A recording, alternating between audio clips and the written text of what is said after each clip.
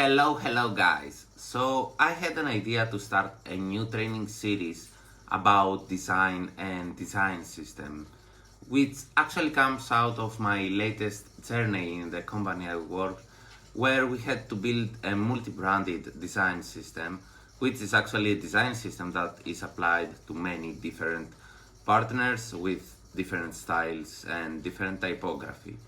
So I had the chance to share with you the lessons I got through that journey, and of course the methodology we followed in order to construct a robust design system. So before I continue, let me tell you what I believe is here for you. I believe these training series are going to help new designers to get some solid foundation about how to construct and design a design system and how to utilize a design system from the main scopes it provides to implementing the design system to their mockups.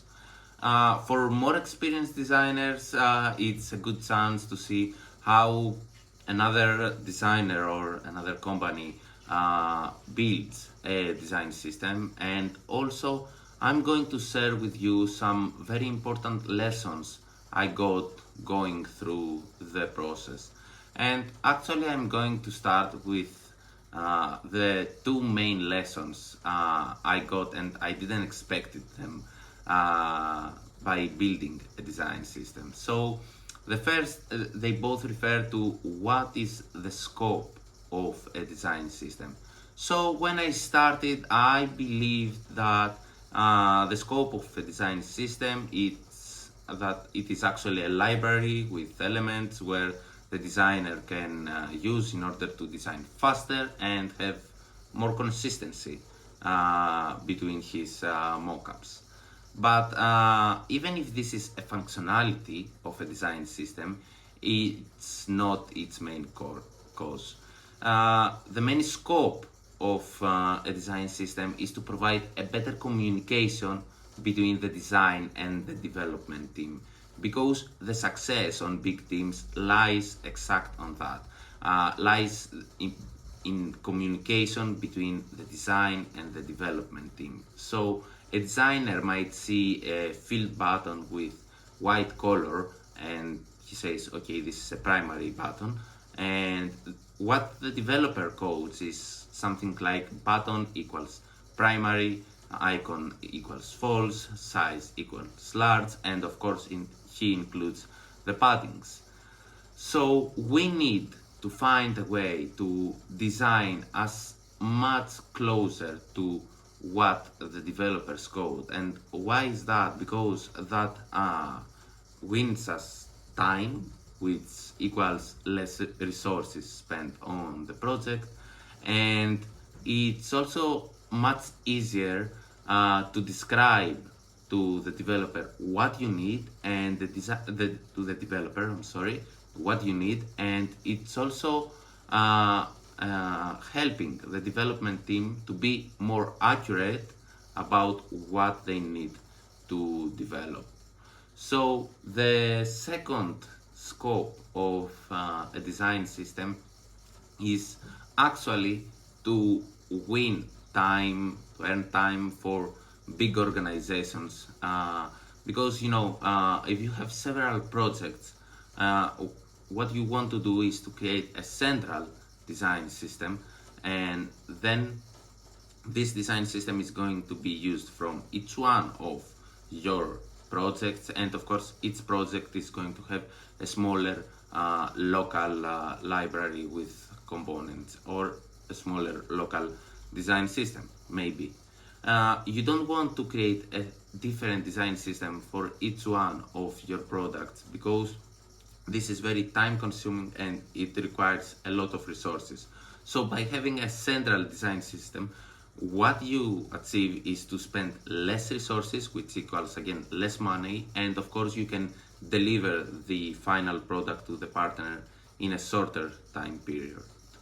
So Let me share you my screen, and on that video I want to discuss about the very basic structure of a design system, because it's very important to have a solid foundation about the structure of the design system, and then we are going to see every part of that structure in more detail.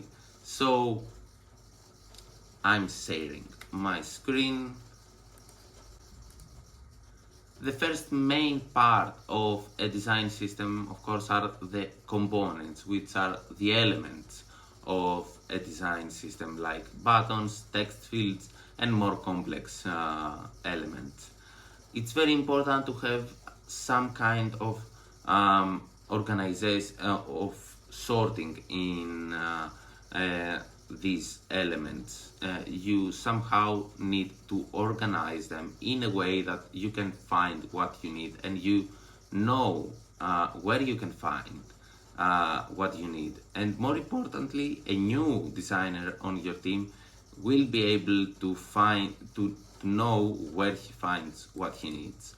So we have atoms, molecules, organisms, templates, and pages under the components, which is actually the atomic design written by Brad Frost. So here I want to mention something very important. In the beginning of the lesson, I stated that the main scope is a better communication between the design and the development. So it's very important when you construct the structure and of course each element of your design system, the design and the development team to work together. It's not something that the design team builds and gives to the development.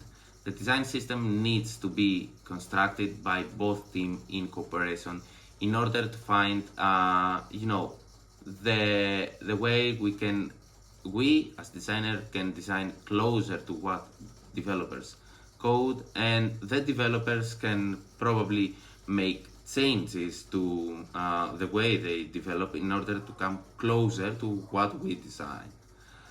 So we are going to see the atomic design in later videos, but for now let's move on the next main part of a design system, which is the typography.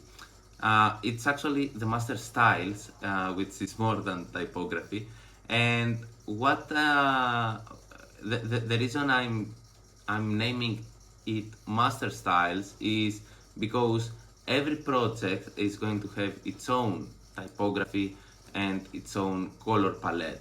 But what we are going to see here is a way to make again a very solid typography library, and again a very solid color palette library, and then we can easily change them, keeping the same structure but alter them from partner to partner. So I want to keep this video short, so I'm going to stop for now, and I would be very glad to listen to your thoughts and read your comments. So write everything you might want on the comment section, and until the next time, see you soon.